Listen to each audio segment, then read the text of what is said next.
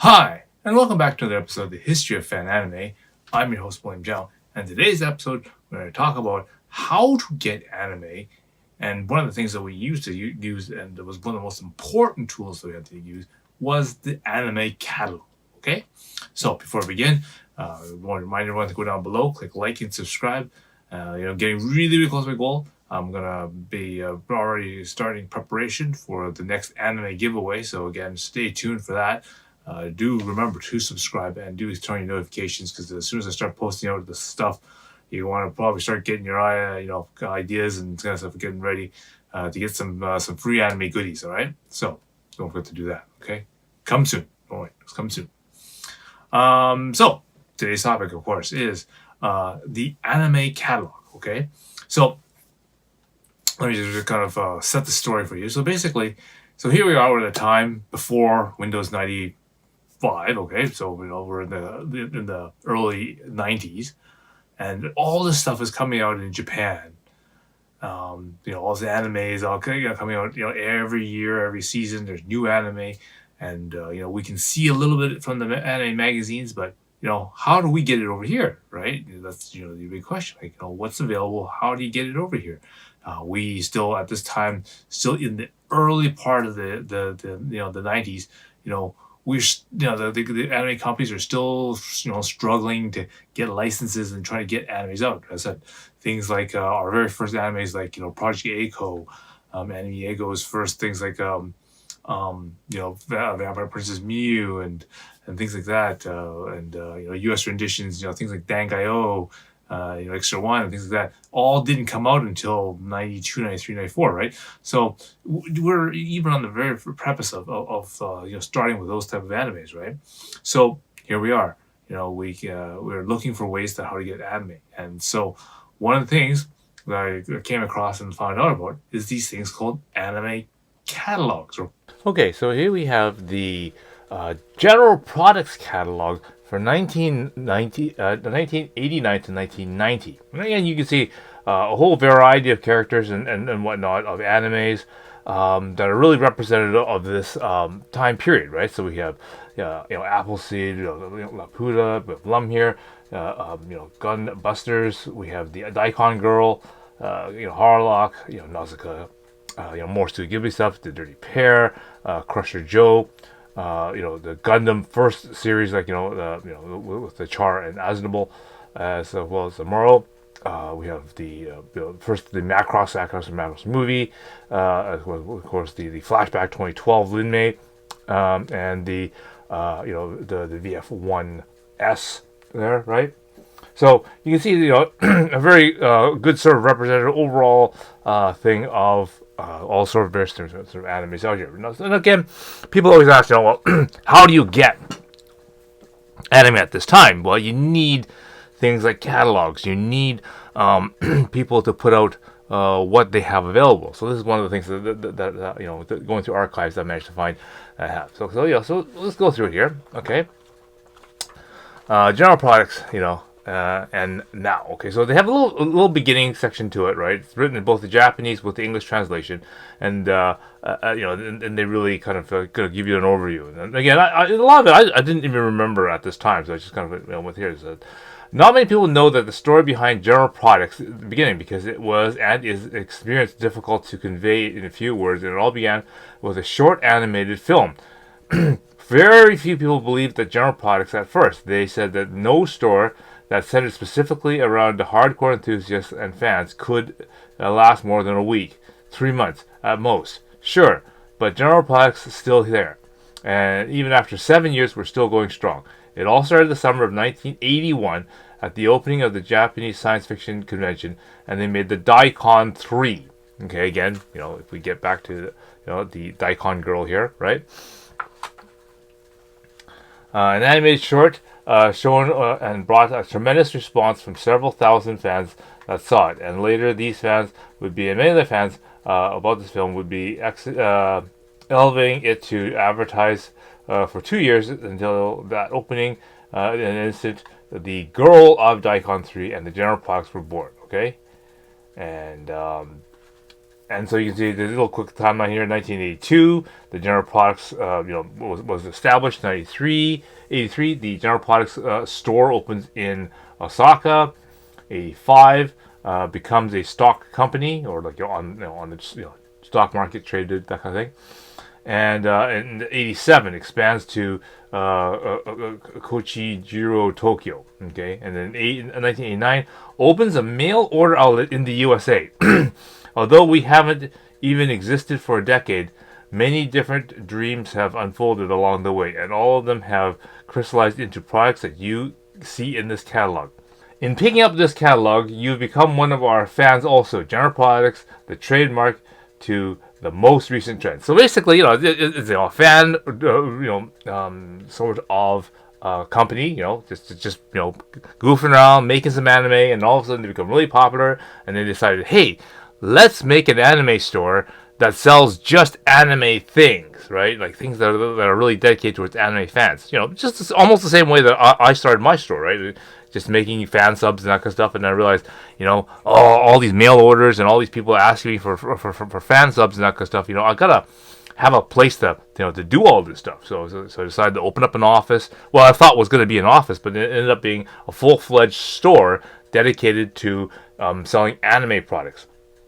And taking care of all the orders and that kind of stuff, and that's how I began my store too. So my roots are very much the same as how General Products is as well. Anyway, so to continue, so you can see that it's a combination of Japanese and English sort of translated things, right? On the index, they even give you how to read the catalog and the representation, classifications and that kind of stuff, pricing and that whatnot, right? Mm-hmm. And so you can just kind of see, some of the chapters. So I'll go through some of the chapters really quickly here. So first we have Ariel, right? Yeah, the largest and sexiest robot in history. Interesting way how to spell. Someone really should spell, have they're putting on a catalog in America. They should really spell check these things, right? That always happens. So anyway, so you got different sort of figurines. You can see what are available. The height. For example, this one. This is one of the most favorite ones that came out at this time, and unfortunately they re-released them, right? So Ariel heavy type. 1 to 200 scale. And it stands at 9.2, like whatever 9.2, right? So it's kind of this is the release time. That's 9 inches, right? So it's Gunbusters. Endeavor with guts. Giant robot gunbuster. Waste those space monsters. Like Dutch just loved it. I look here. Anyway. It also goes into how to actually build resin kits and that kind of stuff. Again, this is a concept that a lot of people don't do nowadays, because the fact that a lot of people believe that a lot of these kits and stuff nowadays are already all built. So don't worry about it. Replica masks, of course. What else do you need to yourself? What else could there be but, of course, the masks, right? So you get different sort of mask things. How to build a vinyl kit. So again, not just how you build a plastic kit, but how to build vinyls. Here's for 5-star stories. I love this again. They aren't a robot. They are motor head. Okay, so interesting ways of that. So again, a whole bunch of kits for 5-star stories. Okay, different, lots of memorability and that stuff. Hyping the 5-star stories. Even though they only had just the one OVA movie. Lots and lots of stuff for that. Okay, so figures. Okay. Different things, different various characters and that kind of stuff. I guess I'll just kind of go over it. So, Starship Troopers, right now, Dragon Quest. You can get the Roto sword for Dragon Quest, 1-to-1 scale. Cyberpunk is Akira. Akira is Cyberpunk. There you go. So you get his bike, the most popular one. Vehicles from Wings of Onimeas, right? The Daikon Girl. Okay, so the special effects movies and TV things. So all the Godzillas and giant robot type things. mini albums. Hey, even Star Trek stuff like that. That was really popular, at this particular time. Yeah, there we go. So books is always a big thing. So a lot of them are like various different comics and that kind of stuff. And there's listings for that. Okay. So then now we get into the actual catalog part where you can see all the different sort of figurines and that kind of stuff available. Pricing wise, you can just see all the various different pricings here, like 3,000 yen for kissing that. And again, you think about it nowadays, right? How much it is to to buy a little figure and that kind of stuff nowadays. That's relatively cheap, kind of. Of course, the thing that's missing, of course, is that you have to actually build them. Okay, so lots of Sonic Mobius and that kind of stuff here, right?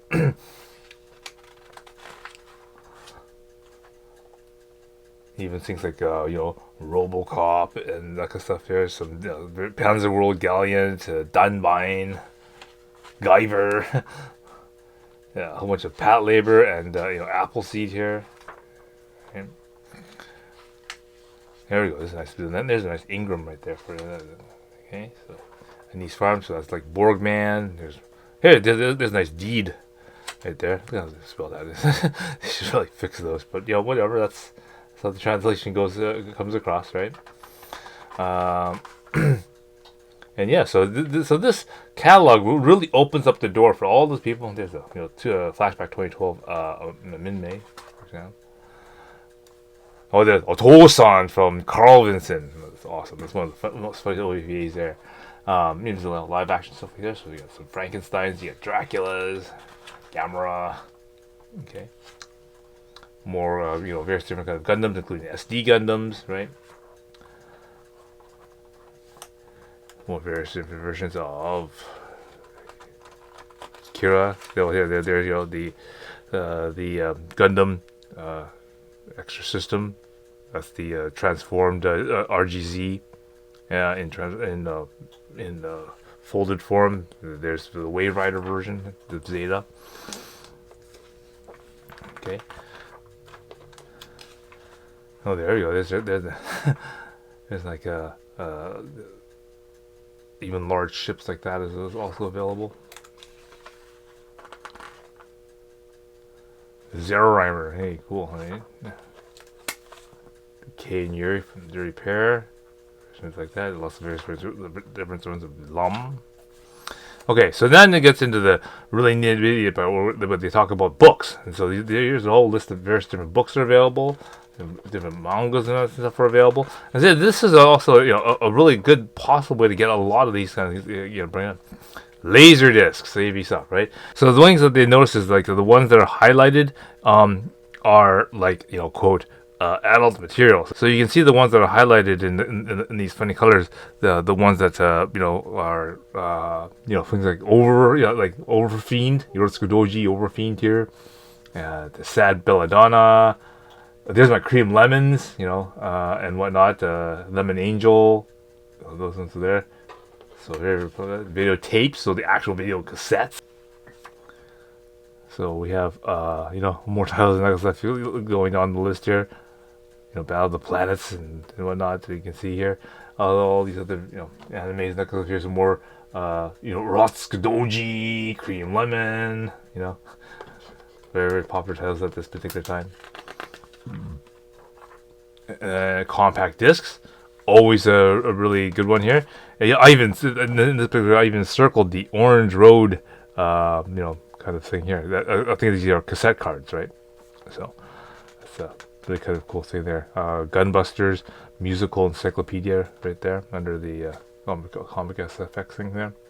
Compact discs, and now it gets into the sort of technical information about the actual place, the actual store of the place, right? So here's the General Products Club and memberships of things. You get 10% off and all these other things. Here's your sort of general purpose ordering sheet, so you can how to make the order, right? Address, location, that kind of stuff.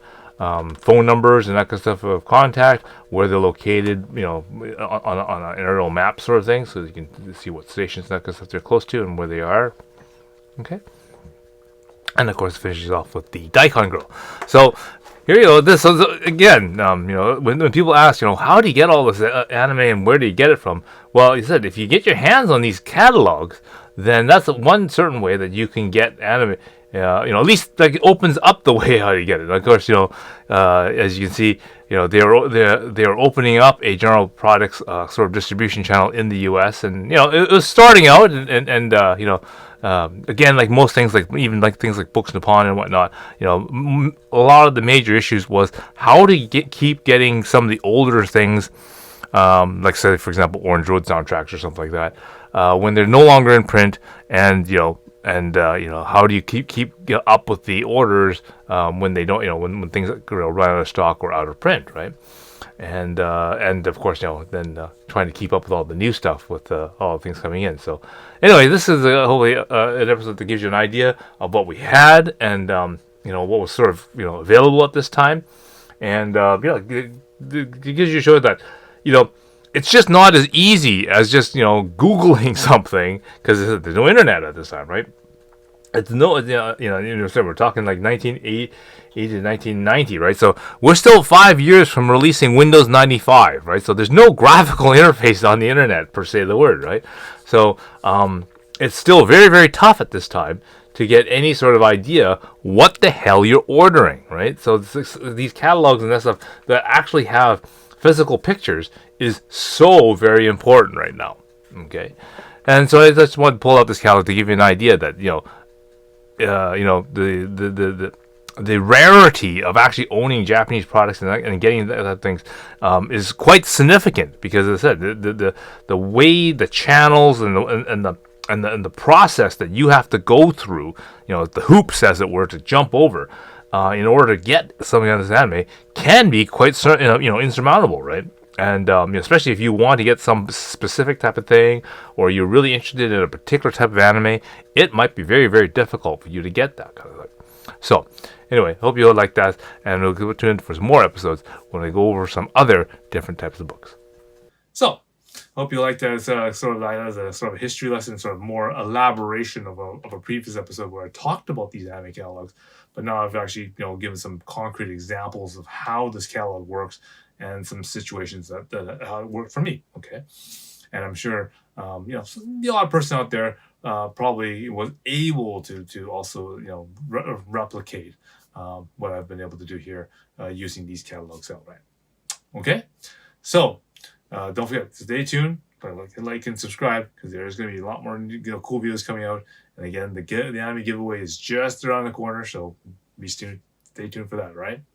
So until next time, see you again.